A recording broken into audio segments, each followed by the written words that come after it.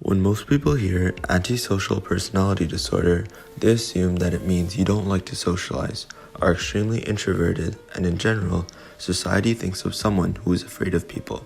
But that is not the case, and there's much more knowledge behind antisocial personality disorder and how it affects people.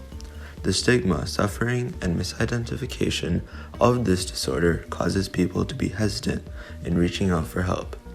A new study has indicated that 4% of American adults suffer from Aspd, but the earlier it's caught, the more likely it will be successfully treated. The varying traits you can notice in these individuals include no guilt and remorse for the actions they have done, the constant exploitation of others or their rights, and a failure to plan for the future. They tend to use violence or aggression towards others, leading to fights, both verbal and physical. It has also been found that antisocial individuals are more irresponsible. These traits are very difficult for those with ASPD to manage and experience, and it is even harder for their loved ones to witness and handle these unpredictable symptoms as well. Since the individual will present these traits to another person first, it is commonly that family or friends notice the disorder first. Symptoms of the disorder include, which relates to the outward traits mentioned previously, disregard for right and wrong, persistent lying or deceit to exploit others, poor or abusive relationships, being hostile or arrogant, and the list continues.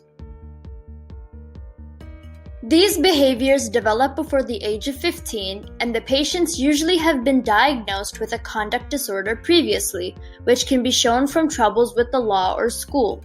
Without effective treatment or prevention, the symptoms of ASPD can become more severe and gradually they tend to show more frequently. The risk factors or causes are not directly correlated with the disorder, but they are important to identify to benefit the prognosis. The main risk factors include an individual's genetics, family history, home environment, and the absence of good role models. Take John, for example. He is a 20-year-old man with a family history of low stress responses. When he was 8 years old, his mother recalls frequently seeing him kick any small animal like a squirrel or stray cat multiple times. John's mother did not reward her son for this behavior, but neither did she condemn it. Today, John has been diagnosed with ASPD, and his genetics, family history, and role models were all possible risk factors. Prevention is very important because early spotting and treatment can reduce some of the symptoms and can decrease its severity.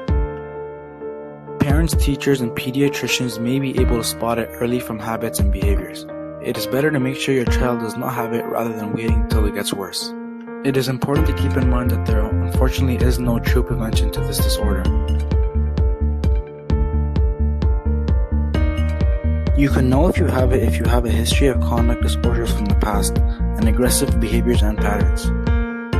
If people are telling you to fix these problems, remember, only a medical or mental health professional can diagnose you to ensure that is not something else. Currently, no cure exists, but you can go through psychotherapy or be prescribed medications by a psychiatrist to reduce symptoms. Psychotherapy can equip you with the coping mechanisms, anger management techniques, social skills, and treatments for other disorders.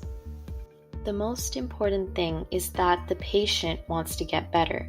There are no specific approved medications for ASPD, but a psychiatrist may prescribe medications for other mental health conditions. For example, they could prescribe medication to control aggression outbursts. To all family members, please take the initiative to reflect on any unusual behaviors or symptoms of ASPD displayed by your family. If we all reach out to look over just one individual, it will go a long way in bettering your family and the overall well-being of society. It is completely okay to be told by your family that they think you may have ASPD. They are not trying to make you feel bad, but their advice to you is precious, so act on it before it's too late. Remember, it is completely okay to have ASPD, but what's not okay is not responding to the symptoms by reaching out for help. If you feel like you keep pushing people and opportunities farther away, you are not alone. Many people deal with ASPD on a daily basis. What's important right now is to recognize if you have it and focus on treatment methods.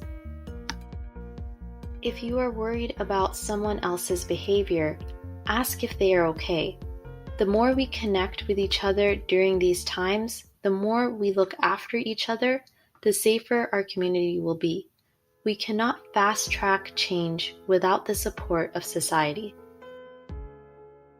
The onus is on us to reach out to our family and friends, check up on them, and become more aware. By helping even one person at a time recognize they have ASPD, we can avoid many cases. There is no shame in reaching out for help, but please do so you don't miss the chance. Remember that the difference between who you are and who you want to be is what you do right now. Thank you for listening to our PSA about antisocial personality disorder. This PSA was brought to you by Ruqayya, Sobia, Faizan, and Bilal.